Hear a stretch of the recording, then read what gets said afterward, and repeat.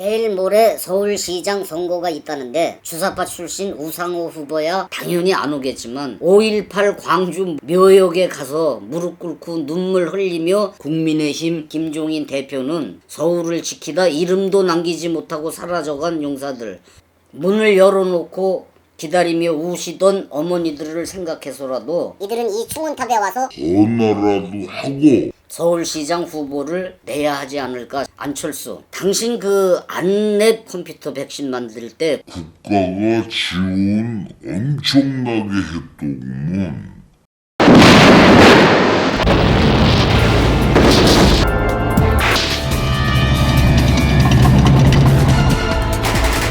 북계군이 서울로 밀려오자 전선에서 후퇴하던 굶주리고 잠 못 잔 아군들은 미아리 고개에 저지선을 구축해가지고 서울 부녀회와 여학생들이 해다준 주먹밥으로 끼니를 때우고 사력을 다해서 결전을 벌입니다.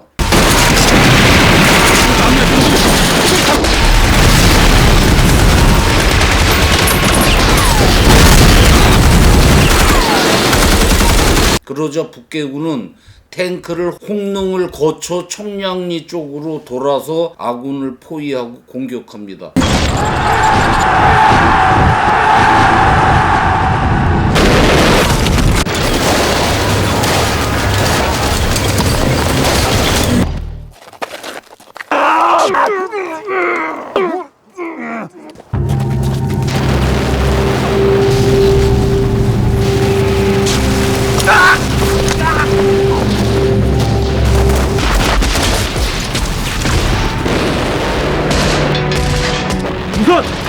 그렇게 서울 마지막 전선은 무너집니다.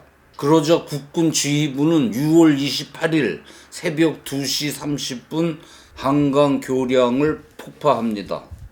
퇴로가 막힌 국군과 경찰 병력은 남산으로 올라가서 진지를 구축해가지고 저항을 하다가 모두 전사합니다. 이때 미아리 고개 밑에 있던 서울대 병원에는 약 1000명에 이르는 국군 부상병들이 신음을 하고 있었는데, 부상병은 처단하지 말자는 제네바 협약을 믿고 적십자 깃발을 걸고 서울대 몇몇 교수와 간호사들은 마취제가 없어가지고 생사를 그냥 꿰매면서 치료를 하고 있었는데, 그 동료 교수놈 하나가 북계군을 데리고 옵니다. 빨갱이 교수죠. 그래가지고 북계군은 아침부터 저녁까지 이 1000명이 넘는 국군 부상병을 그 병원 한편에 있던 석탄 창고로 끌고 가가지고 다 쏴 죽입니다. 그래가지고 1000명을 그 창고 안에 쌓아 놓는데, 그리고 석 달 뒤 9월달 국군과 유엔군이 다시 서울을 수복한 뒤에 그 병원 창고에서 시신 썩는 냄새 때문에 확인을 해보니까 1000명이 넘는 아군이 거기 죽어 있는 거예요. 신원도 확인을 할 수가 없죠. 그렇게 서울을 지키던 용사들은 역사 속에 묻혀버립니다.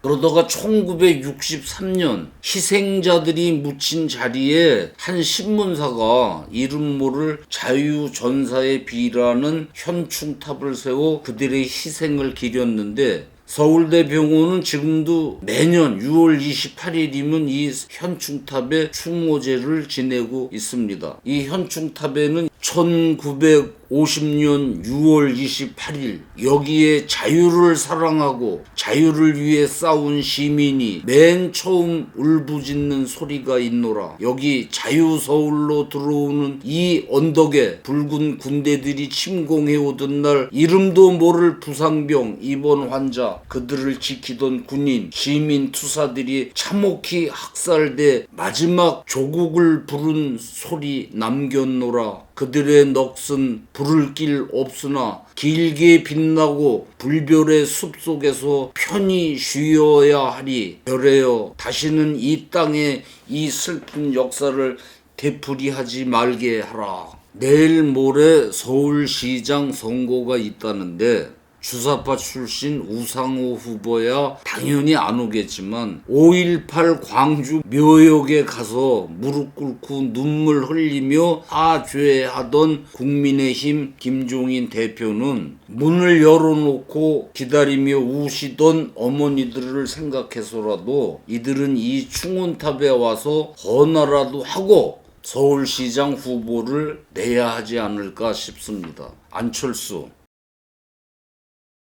당신 그 안내 백신 만들 때, 컴퓨터 백신 만들 때 국가가 지원 엄청나게 했더구먼. 그렇게 국가 지원을 받아서 만든 컴퓨터 백신 덕에 유명해지고 재산이 1천억 원이 넘는다며. 그럼 당신도 출마하기 전에 이 충원탑에 헌화라도 해야 하는 거 아니요? 그들의 희생 때문에 오늘 당신이 유명해지고 오늘 당신이 있는 거 아닙니까? 당신 며칠 전에 안철수 어느 유튜브 방송에 나와서 자신은 중도라 좌익이나 우익 정책을 자유롭게 채택할 수 있어 중도가 좋다고 하던데, 당신 서울시장 되면 이쪽 방에는 좌익들 채우고 저쪽 방에는 우파들 채울 겁니까? 그 방송에서 왜 서울시장 경선 때 박원순이한테 양보했냐니까 그냥 뭐 시민운동가로 알고 얼떨결에 그랬다고 하던데, 당신 맹추요? 그때 당신 지지도가 50%고 박원순이 지지도가 5%였는데 50%를 줄 사람 성향도 모르고 그냥 줬다는 게 말이 돼? 저 위에서 주사파 족보도 없는 원순이 대권 가지고 가라고 두고만 볼 것 같아서. 원순이 비서실장 누군지 몰라? 박원순이 자살하기 전 마지막으로 접촉한 고한석 전 비서실장, 박원순이 비서실장, 1992년 안기부가 발표한 대형 간첩단 조직원으로, 이 조직원들 전원 김일성이에게 충성서약했던 사람들이라던데, 그 사람 간첩 혐의로 실형받고 출소하면서 비밀 지령 담은 캡슐을 자신 똥구멍에 숨겨가지고 나오다가 교도관한테 적발된 사람이던데, 이런 사람을 비서실장으로 하는 박원순이에게 서울시장 내준 책임져야지. 안 그래? 그땐 몰랐어요 그러면 단가? 그리고 당신 방송에 나와서 단란주점이 뭔지 모르는 것처럼 새침을 떨고 하던데, 학교하고 도서실만 왔다 갔다 하며 딸딸이도 안 치고 아주 반듯한 모범생. 그치? 나 이런 사람이 왜 정치판에 들어와서 걸리적거리는지 그 이유를 모르겠네. 단란주점이 뭔지도 모르는 모범생이면 그냥 컴퓨터 백신이나 만들어 얌생이 짓거리 하지 말고 이 중도 같은 소리 하고 있네. 서울시를 보유하고 있던 인민군 부자들은 오늘 28일 새벽에 서울 중심지대에 돌입하여 이승만 괴뢰정부의 소위 중앙청을 비롯하여 서울시청, 검찰청, 방송국, 각 신문사, 교통, 운수, 최신, 은행 등 중요기관들을 차지하였다. 28일 11시 30분 영웅적 인민군대는 반공격을 개시한 지 단 3일 만에 미제 침략자들의 식민지 통치로부터 서울을 완전히 해방시켰다. 북계군이 서울에 들어오자 제일 먼저 서대문 형무소로 직행해가지고 감옥에 있던 사상범, 살인범, 잡범들을 석방했는데, 풀려난 이놈들이 제세상 만난 듯 때를 지어 가정집에 뛰어들어가 닥치는 대로 강간하고 장롱 뒤져가지고 금붙이 털어내고, 이놈들 북계 보위대가 팔에 채워준 빨간 완장 차고 엄한 사람 수만 명 잡아내 여기저기서 인민재판으로 죽이던 이놈들, 제일이 소금 주머니를 차고 다녔어요. 그러다가 지나가는 젊은이들 세워놓고 바지 올려봐, 그 종아리에 군하시는 자죽 있으면 너 국방군이지 이러면서 얼굴 가죽을 벗겨서 소금을 뿌려 죽이던 악마 새끼들, 악마들.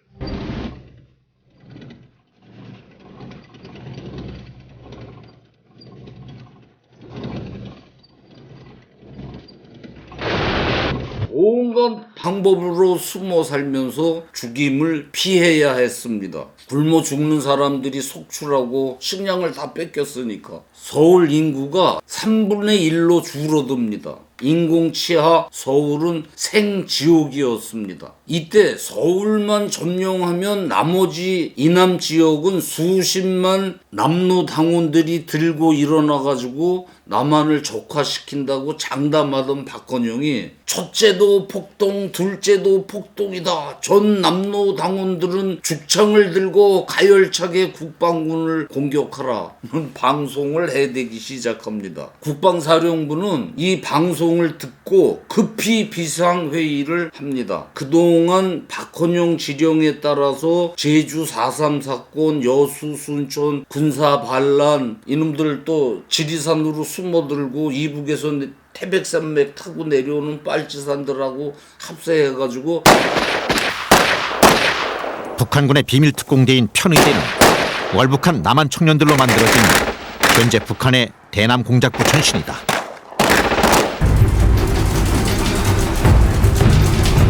해방되고 대한민국 정부가 수립되고 나서까지 남한 전 지역을 피바다로 만들던 이 남로당원들을 전향시키고 관리하기 위해서 전쟁 나기 한 해 전 1949년 4월에 정부 관변단체로 보도연맹이라는 걸 만들어가지고 이들을 가입시켜가지고 관리를 했어요. 이 단체에 수십만 명 남로당원들이 가입되어 있었는데 김일성이 서울에 입성하고 박헌영이 이들을 향해서 방송을 통해서 국군을 공격하라고 하니까 수십만 명이니까 북한군 특공대가 지급하는 무기로 무장을 해가지고 국군을 공격을 하면